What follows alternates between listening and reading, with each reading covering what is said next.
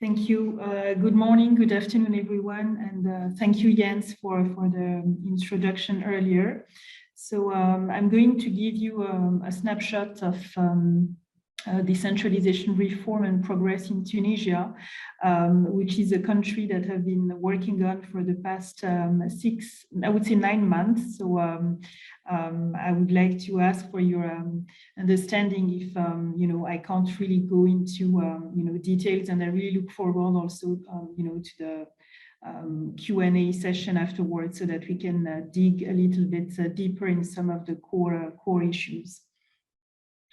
So I'd like first to start with setting the stage around critical dates. I think it's always the best way to get a full understanding of what happened. And in terms of decentralization, I think there are a couple of key dates that can help us better understand the process through which the country has been through. So 2011, as you all know, it's the date of the Tunisia's revolution, which resulted in the ousting of President Ben Ali, and which is also, I think, considered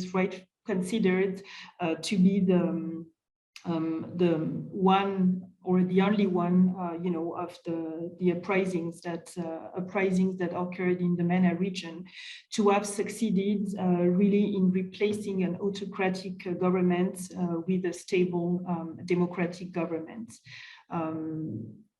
And 2014 is the second key date, which is the date of the new constitution, which outlines also the core principle, the founding principles of decentralization.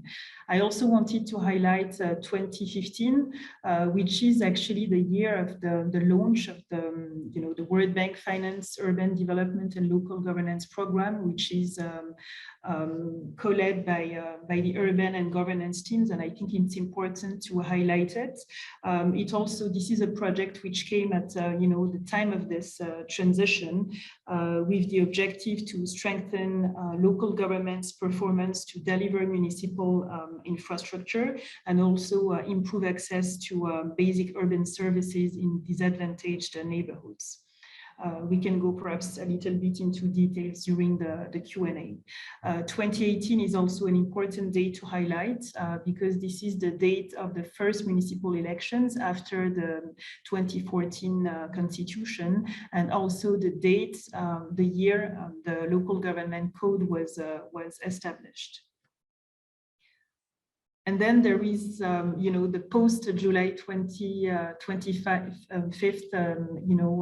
date, which also I thought was relevant to share here, because this is the date of the statement, made by the current president, who actually, through this declaration, froze the parliament and the government, and then thereafter started a relative questioning of the 2014 constitution, which in December 2021 was deemed irrelevant and illegal by the current president. So this leaves us 11 years after the Tunisia's revolution with several questions. Of course, this revolution revealed the long-standing divide between the coastal and inland regions, so both in terms of income growth, employment, poverty, and also I think materialized a paradigm shift towards decentralized political system, and with the objective to renew the model of Tunisia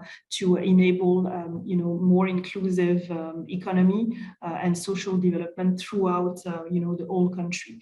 Of course, this is a very a lengthy road, so I think it's important to acknowledge that reforms have not yet been all reflected and integrated in the state's core functions, like especially planning, both at the economic and social level. And also there were very high expectations that were set back in 2014, which is also understandable given the past and where Tunisia started. And nowadays we can sense a little bit of frustration and disappointment, among the population. So that's why it's today is a good opportunity to think about, the way forward and what the opportunities are for the future. Very quickly, I'd like to walk you through the key principles of the 2014 Constitution. First of all, free administration. So with this principle, municipalities are no longer under the governorate's oversight, and their acts will no longer be controlled ex ante by the tutelle, and central government and governorates will no longer be able to dissolve municipal council through a simple, what they call arrêté, which is a discretionary administrative decision. The principle of subsidiarity is also an important one because in areas that do not fall within its exclusive competence, the central state shall act only if the objective of the proposed action or measure cannot be performed by the local governments. Solidarity and positive discrimination. So this actually is an important one as well, as disadvantaged local governments will be supported in achieving financial equilibrium and financial autonomy. And last but not least, participative democracy and transparency. Citizens must be involved in key aspects of local government's activities, and the management and functioning of local governments will have to be transparent. So this is, as you understand, a way to promote open data and access to information as well. While decentralization, materialized somehow through this 2014 Constitution, the municipal election in 2018, the Code of Local Governments, the decentralization framework has yet to be fully operationalized. So we can actually think of three main, I would say, challenges and constraints. First of all, the state capability at the local level is constrained by a legacy of centralized power and decision-making, which put the deepening of decentralization reforms and strengthening of local governance at risk. So as I mentioned, we really started, this push started in 2011, so we can talk, of rather, I would say, it's an early process yet. Also, there are many Tunisian municipalities that still face significant difficulties in delivering infrastructure and services, namely due to a lack of clarity on their mandate and attributions, and also on the need, due to the need to strengthen their human and financial resources. And last but not least, there are persistent regional disparities in service delivery and development, which are in parts due to the slow implementation of decentralization reforms. And let's also bear in mind that one of the 2011 revolution main drivers was the difficulty for the population in the interior region to have their voice heard because of Tunisia's centralized political and economic system back then. So this actually issue of regional disparities is a very central one that also needs to be addressed. So to go on to continue on the constraints, there is also an implementation gap, of course, between what the Constitution outlines and how things are materialized on the ground. And this somehow translates also in a low level of trust in government and public institutions in general. And there is this 2021 Arab barometer that measures actually the trust in the government, and Tunisia fares not really well because it's just actually second to last ahead of Lebanon in terms of trust in the government. What we can see also now in 2020 is the lack of transparency. We have municipalities, for instance, as an example, municipalities' financial statements and budgets are not publicly disclosed nor widely shared with local populations. So there's still room for improvement, in terms of transparency and openness of data and information. There is also limited involvement and participation of civil society, which somehow relates also to the low level of trust in governments. And There have been also, I mean, in the, I would say lately, public instabilities or discontent due to the current national survey that was requested by the president, and the expected amendments to the constitution, which, as I mentioned earlier, is now deemed irrelevant by the president. Another also measure that is somehow symbolic is the fact that the local affair portfolio is now back under the oversight of the Ministry of Interior. So there has never been like a Ministry of Local Affairs. So it was either under the oversight of the Ministry of Environment, or now back, under the tutel of the Ministry of Interior.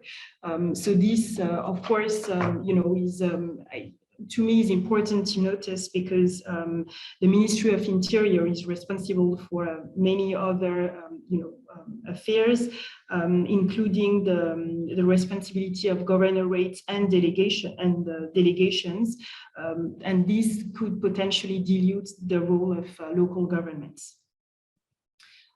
So how about the way forwards?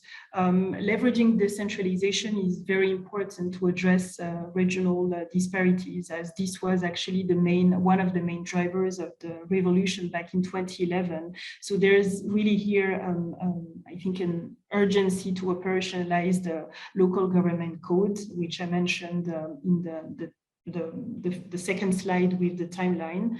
So the centralized nature of decision-making in Tunisia constrains subnational governments and communities from tailoring economic development interventions. And in the local government code, there is a framework that was actually defined to enable the shifting, to more local economic development responsibilities to governorates and districts. And if this is operationalized, there are new opportunities that could arise in terms of tailoring planning and financing to allow different regions to better leverage their assets and unrealized potential. There is also a need to harness the gains in voice and participation to boost service delivery. And this can really offer a pathway to a more durable political settlement. So this could potentially be achieved through investing in more openness and transparency in the present and a clearer vision for the future. And the gains in access to information and transparency will need to be safeguarded and expanded through, for instance, improvement of providing citizens with access to information about the quantity and quality of services delivered at the local level. So these are I think also points that are targeted in the program, the Urban Development and Local Governance program that I mentioned earlier, and then I'm happy to talk a little bit more during the Q&A question.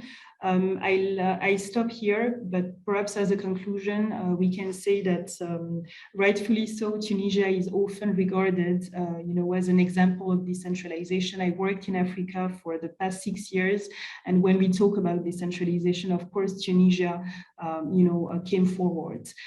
Yet, its decentralization is not a given, and in the case of Tunisia, also given the rather short history and the high hopes that were raised by the 2011 revolution, decentralization is still a bit fragile and can be weakened at any, I wouldn't say political upheaval, but, when there is a questioning of, for instance, nowadays of the 2014 constitution, we can see that decentralization is somehow weakened, and there are needs for measures and initiatives to safeguard, this the sanctuary of decentralization.